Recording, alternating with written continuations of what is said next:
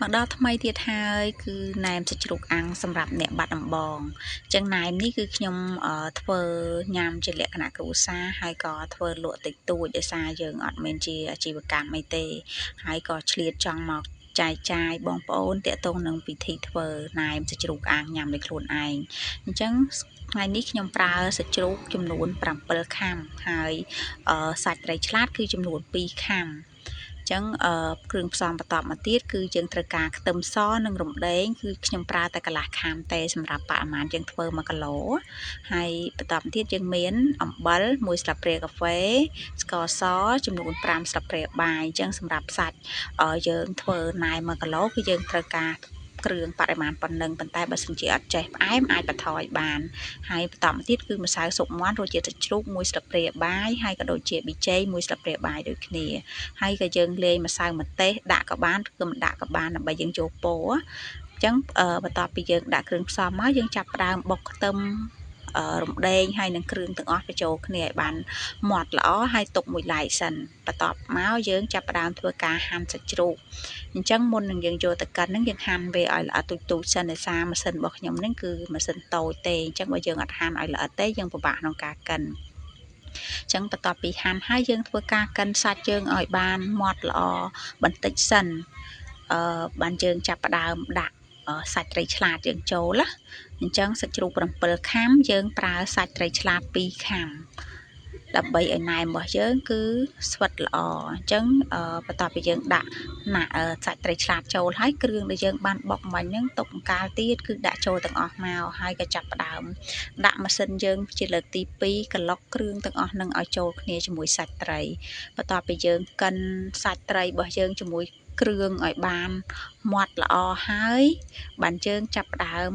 យកណែមហ្នឹងមកវេចតែម្ដងអញ្ចឹងនេះបន្ទាប់ពីយើងកិនរយៈពេលប្រហែលជា10នាទីគឺ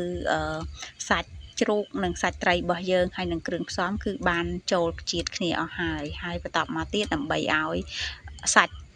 ណែមរបស់យើងកាន់តែស្វិតល្អគឺយើងត្រូវការយកសាច់ត្រីនឹងគឺយើងយកមកច្របល់ចាប់ផ្ដើមញីវាប្រហែលជា5នាទីគឺយើងអាចញីឬក៏បោកវាដើម្បីឲ្យវាស្វិតល្អអញ្ចឹងការញីនឹងគឺប្រើរយៈពេលពីបើសិនយើងមានពេលអាច10នាទីតែបើយើងអត់សូវមានពេលទេអាច5នាទីបានហើយបន្ទាប់ពីយើងញីច្របល់គ្រឿងផ្សំទាំងអស់នឹងចូលគ្នាយើងចាប់ផ្ដើមច្រកចូលថង់ដើម្បីយើងមូលជាណែមអញ្ចឹងវិធីធ្វើអត់មានអីបាក់ឯងដោយបងប្អូនឃើញនៅក្នុងវីដេអូហ្នឹងយើងអាចមូលស្លឹកចេកក៏បានឬក៏សិនជាយើងដាក់មានថង់ដូចខ្ញុំដាក់ហ្នឹងក៏បានដែរយើងដាក់ចូលថង់ហ្នឹងហើយធ្លោយម្ដុំហើយយើងចាប់ផ្ដើមដាក់រីតវាឲ្យស្មើគ្នាហើយក៏មូលថង់ហ្នឹងចងកស៊ូទុកទៅហើយណែរបស់យើងហ្នឹងគឺធ្វើរយៈពេលលឿនទេយើងទុករយៈពេលតែមួយយប់គឺយើងអាចញ៉ាំបានហើយដោយសារថ្ងៃនេះខ្ញុំធ្វើប្រហែលជាខ្ទង់ម៉ោង12អញ្ចឹងប្រហែលជាថ្ងៃស្អែកបន្ទាប់ពេលល្ងាចគឺយើងអាចញ៉ាំណែមនឹងបានហើយអញ្ចឹងតកតងនឹងការធ្វើនេះគឺយើងអត់មានប្រើសារធាតុគីមីដើម្បីរក្សាទុកឬក៏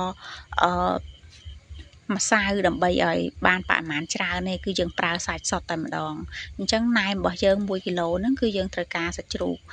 7ខាំហើយនឹងត្រីឆ្លាត2ខាំហើយនឹងរំដេងនិងខ្ទឹមសហ្នឹងកន្លះខាំហើយបន្ទាប់មកពីយើង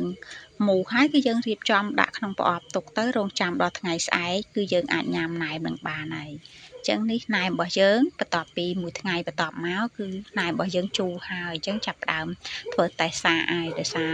BA គឺអង្គុយរងចាំញ៉ាំណែមនឹងតែម្ដងតាំងពីម្សិលមិញដល់ពេលធ្វើ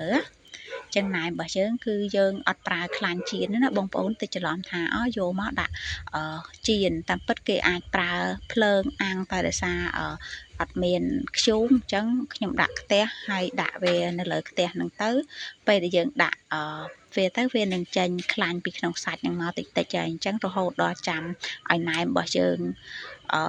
ក្រហមល្អគឺយើងអាចញ៉ាំបានហើយចាអញ្ចឹងវីដេអូថ្ងៃនេះគឺមានតែប៉ុណ្្នឹងឯងអរគុណសម្រាប់ការតាមដានវីដេអូ